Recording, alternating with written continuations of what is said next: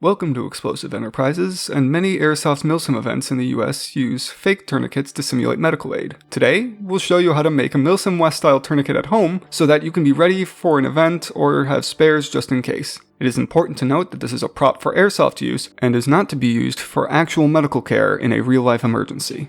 You will need the following materials: 19.5 inches of 1.5 inch wide webbing. It's better to go with thinner webbing if you can, to avoid unnecessary bulk. 7 inches of 1.5 inch wide elastic. 10 3/4 inches of 1.5 inch wide loop side Velcro. 4 inches of 1.5 inch wide hook side Velcro. 1 slider for 1.5 inch width straps. These are cheap, but you can also 3D print them, as we did, to make it even cheaper. Optionally, you can use 2 to 3 inches of some other material to make a pull tab. This makes it easier to find the end of the strap in the field. You will also need the following tools: some way of cutting, and some way of sealing the material against fraying. If you use synthetic thread and webbing, you can use a lighter to seal the ends, and a sewing machine, or you can sew by hand. It will just take longer. If you don't want to sew, you can put this together using fabric glue, but it might not hold together as well, or look quite as nice. We begin by threading the elastic through the tri-glide to have 2 equal lengths.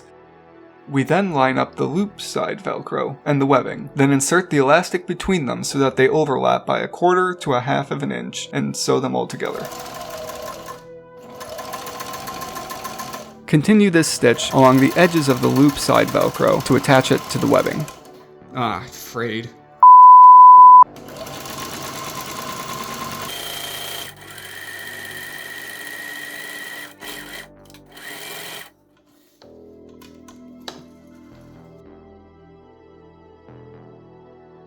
We will create our optional pull tab by using a 1 inch wide piece of webbing, approximately 2 inches long. Fold it in half, and then one side in half again.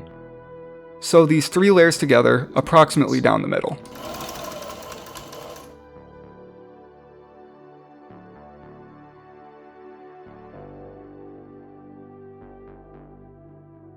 Line up the hook side Velcro with the other side of the webbing so that their edges are flush with each other. Make sure that this is on the same side of the webbing as the loop side of the Velcro. Put the long leg of the pull tab in between the Velcro and the webbing, with approximately 1/4 to 1/2 an inch of overlap, and sew the 3 layers together.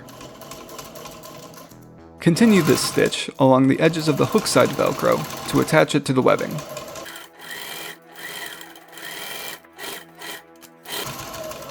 And that completes the tourniquet. Thread the other side of the tourniquet through the remaining open hole in the tri-glide slider and fold the webbing back over itself so that the hook and the loop Velcro meet. There is a lot of room for adjustment, and the elastic at one end will ensure that it stays in place, but does not cut off circulation in the same way that a real tourniquet would. We hope this helps you get ready for your next Milsim event, and thanks for watching.